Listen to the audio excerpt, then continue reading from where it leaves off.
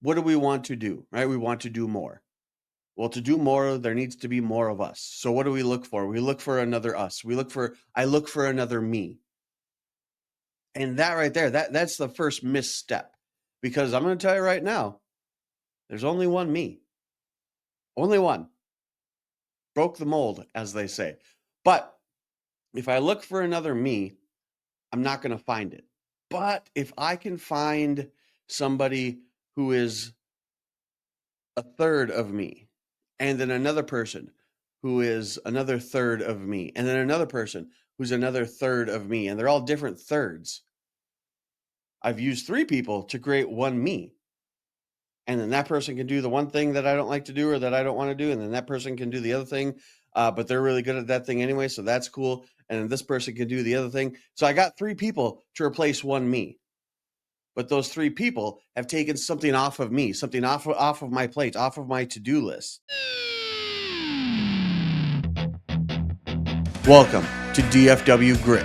I'm Dr. James Taylor, and I'm your host, and this is more than just a podcast. We dive into the stories of the movers, the shakers, the small business owners, the entrepreneurs, right here in the DFW Metroplex. This is your home for authentic, real stories that prove what happens when you don't back down. Let's get to work. Hey, what's going on, everyone? This is Dr. Taylor with another episode of DFW Grit. Thank you for joining me today. Man, just all kind. I've got so many ideas. You guys are stutter. You guys ever seen Year One? Jack Black and the friend from Superbad. It's like I just got so many ideas. It's like my head is just bursting with ideas on the subject. So last night did one of my absolute positive favorite things in the world. Drank by a fire. And this was on my mind. Okay, gotta go and gotta do another podcast. What should I talk about? And when I do these solo episodes, I like to do them close to when they're going to be dropped, because that way I can pull things from basically what's going on currently in my life. Because obviously that's the thing that I am the leading expert on. Well, leading experiencer in. How about that? If I was an expert on my life, this whole thing would be different. But I am certainly the leading experiencer in my life. So sitting there, I'm thinking, I'm drinking, I'm writing a song in my head. Those were the lyrics right there. And it's what am I going to talk about today? What do I want to do? Well, we are currently here in the office. We are in a state of rebuild. If you've been following this at all this summer, it's been a hell of a summer. Go check out previous episode. I think it was like July 83rd or something like that. It's been a hell of a summer, but we're growing, we're learning, we're taking responsibility, and then that's where it came to me. Radical responsibility. So I came in and I sat down and I word vomited into ChatGPT. I'm like, hey, I've got a very rough idea for a podcast episode. I want you to help me flesh this out. So today I want to talk about radical responsibility, because I attempt to live my life by a couple of certain credos, a couple of mantras, if you will. And I'm certain some of you who watch this probably do the same thing. You've got quips, quotes, and phrases that you kind of hang on. A couple of mine are, if it's going to be, it's up to me.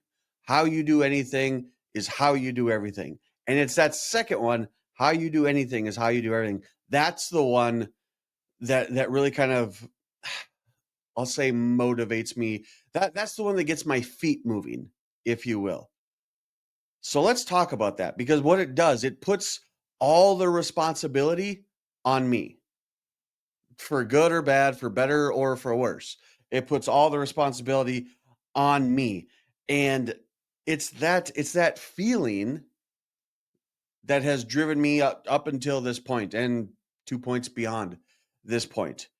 Because there's, we've talked in past episodes how, you can only control one thing, right? And that's what goes on between your ears. And hell, even sometimes you lose control of that. But one thing you definitely cannot control is the actions, the effects, and the efforts of other people. As much as we'd like to, but we can't. Maybe one day, just not today. So it's this internal feeling, like, and sometimes it's a weight. Sometimes it's a motivator. Sometimes it's a weight. If it's going to be, it's up to me. How you do anything is how you do everything. Well, I guess if it's going to be, and I'm got to be the one to do it, let's fucking get moving, I guess. So it's about responsibility, right? And when you take responsibility for everything, it really helps you stop waiting. Because you're the guy, you're the girl, you're the person, you're the end all be all. It's my responsibility. Oh, well, shit. Then if it's my responsibility, I better get moving and I better start leading by example.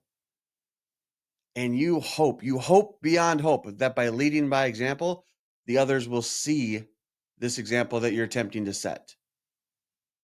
Sometimes you got to say, hey, though, look at me. Look at what I'm doing. Do that thing. Do this thing. See how I'm doing this? See how I'm moving? See how I'm going forward? You should do that too. Especially when you are in a position of leadership, when you are a manager of people. Sometimes you got to point out what it is you're doing. But here's the thing. That same mindset that empowers you as he looks into the mirror can burn you out. And it's sneaky. It's very sneaky. So let's do this. Let's talk about both sides of this whole thing. The power of radical responsibility. It's a no excuses. It's a no blame, no victimhood kind of mentality. Because again, maybe you can. I don't know how to do it. Maybe I've done it and just haven't realized it. But you can't really be your own victim. Can you? I don't think you can. Because it's that motivational aspect. But here's the trick. Here's the secret. Pull back the curtain. Motivation does not equal effort. But effort equals motivation. Do the thing. Nike, if you will, just do it. Do the thing and the motivation will come. You have to take that first step. Man, and it's just that that little shuffle. It might not even be a step, just a little shuffle, maybe even an accidental stumble forward. You follow it up with another one and another one. That effort will give rise to the motivation when you start to see, if you will, the fruits of your labor. Or hell, not even see the fruits of your labor, but you know that the fruits will come. The labor will bear fruit. That's also kind of the shitty part. Sometimes it takes a little bit of time to bear that fruit. Because when you own everything, it will accelerate your progress. When you make the effort, that will begin the progress. And then you make another effort, and then another effort, and another effort. But what it also does in this, it's up to me, mindset, it skips the blame loop. Because if somebody else isn't doing the thing, you can blame them for it. This is why this didn't work. This is why XYZ didn't work, because so-and-so didn't do their job. But what if the job is my job? What if I take all the jobs? Cool. Then there's nobody to blame but myself. And I damn sure am not going to blame myself. Perfect example. When, again, following through this summer, when the collections dip this summer, because collections always dip in the summer, at least in this chiropractic office, because summer sports start up, family vacations start up, everyone's schedule that was wonderful and meaningful and set during the school year goes out the window. We've got family vacation. I think I said that right. Whatever. We've got stuff. We got summer stuff, right? Can't make my appointments. Going on vacation. Going to Galveston. Going to Port A. I'm going to take a week off, but not actually tell you that it's 10 days. Oh, whoops. Who did that? But that stuff kind of goes out the window. So then when these collections dip in the summertime here in the office, I take it on myself. Okay, here's what I'm going to do. I'm going to start to, I'm going to make the calls. I'm going to send the letters. I'm going to do the things. And then what happens? Then things come back up. But the moment you accept this responsibility, that's when you get to regain control.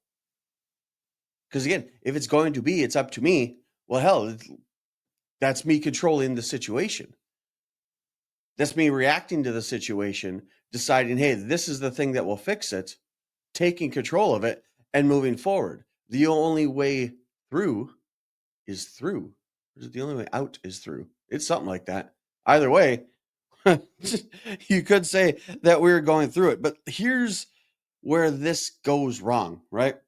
When that ownership crosses the line into obsession. Now, we've talked in the past about, my troubles and my issues with delegation. Still working on it. It's still difficult for me to do, but we're making progress. Because when you don't delegate, when these things that you take the responsibility of don't work and you don't delegate, now it's up to you to clean up the mess. So there's that. It's let's call it a little offshoot, a little spur, if you will, of that blame loop. I'm going to do this thing. Shit, this thing didn't work. Well, if it's going to be, it's up to me. Well, it didn't be, and now that's also up to me. And then all of a sudden, that's when this ownership becomes heavy. That's when it gains some weight. Fixing everything on yourself because it's easier. It'll get done faster. If I just do it, it'll get done, and it'll get done the way that I want it. As opposed to taking the time to teach, which will take longer, taking the time to teach somebody to do it and get it done right. It's this thing like, man, this has been coming up a whole lot recently, just little reels and things like that, just as I'm doom scrolling. What do we want to do, right? We want to do more. Well, to do more, there needs to be more of us. So what do we look for? We look for another us. I look for another me. And that right there, that's the first misstep. Because I'm going to tell you right now, there's only one me. Only one. Broke the mold, as they say. But if I look for another me, I'm not going to find it. But if I can find somebody who is a third of me, and then another person who is another third of me, and then another person who's another third of me, and they're all different thirds. I've used 3 people to create one me.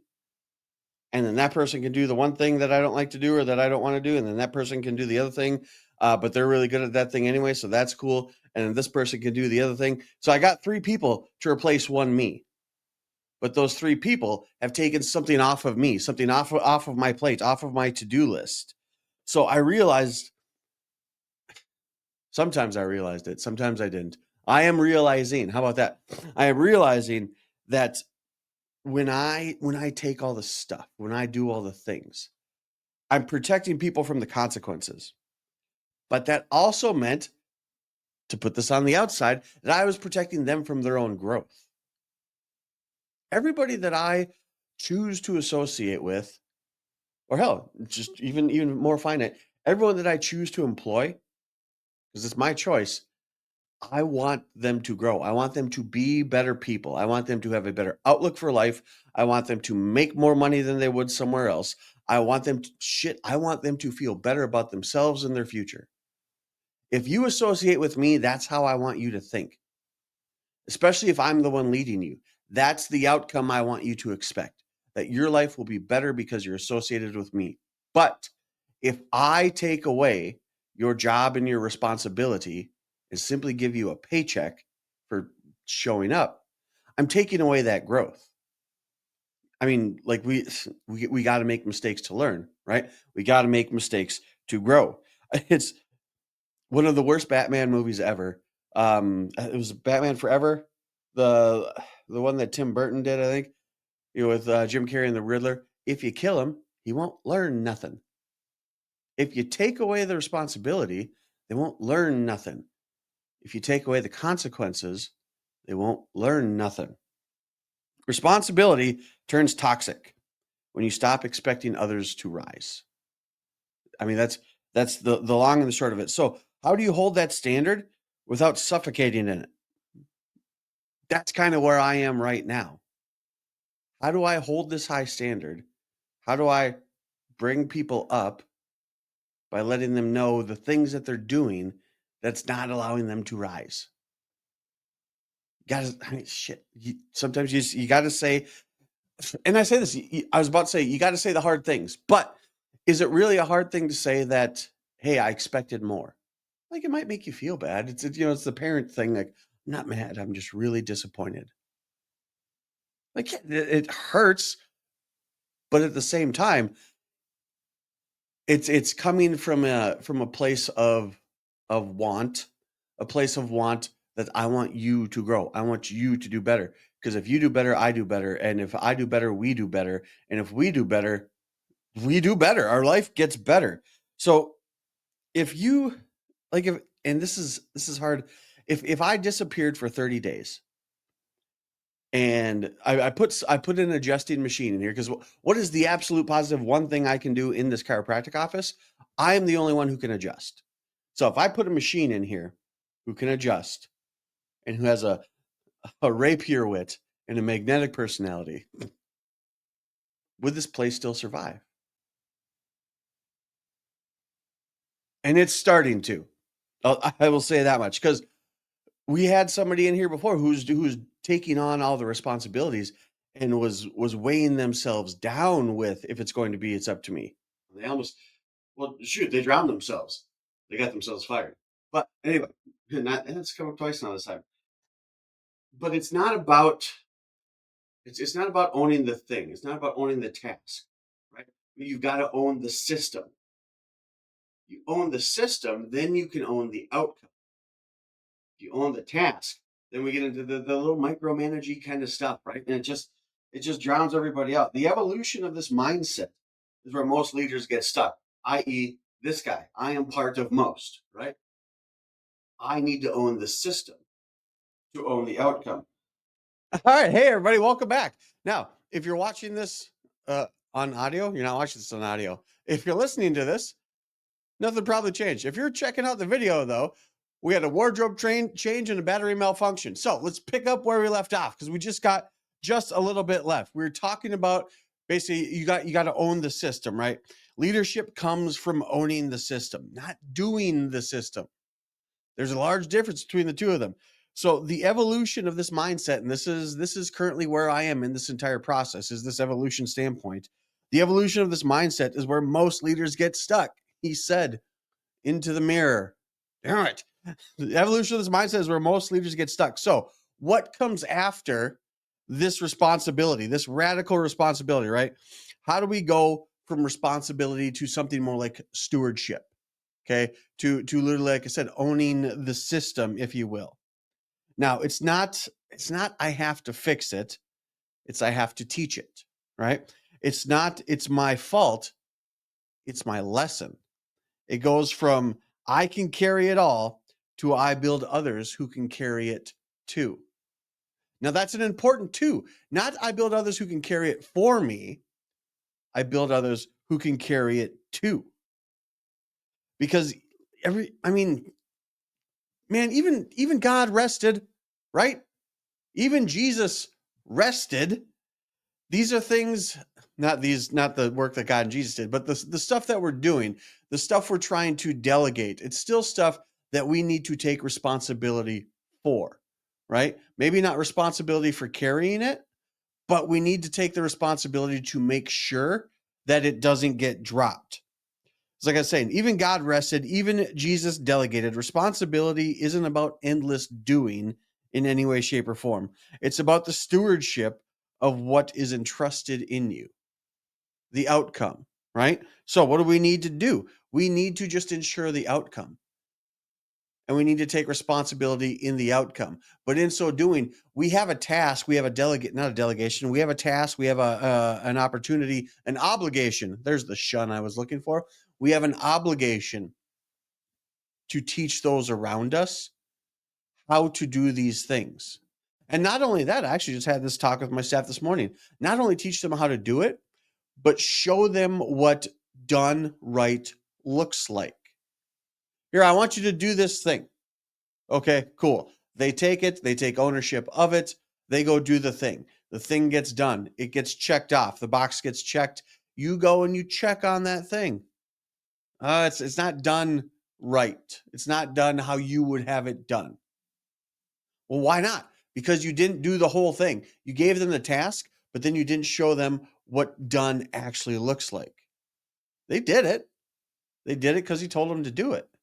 And they got done. They said, hey, this looks done. Cool. Check. It's done. Is it done though? You got to show them what done looks like.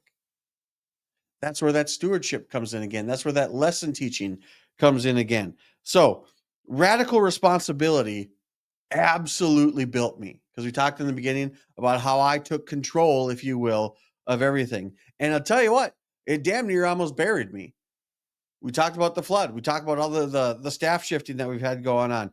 The key was learning that ownership doesn't mean carrying everything. It just means making sure things are carried well.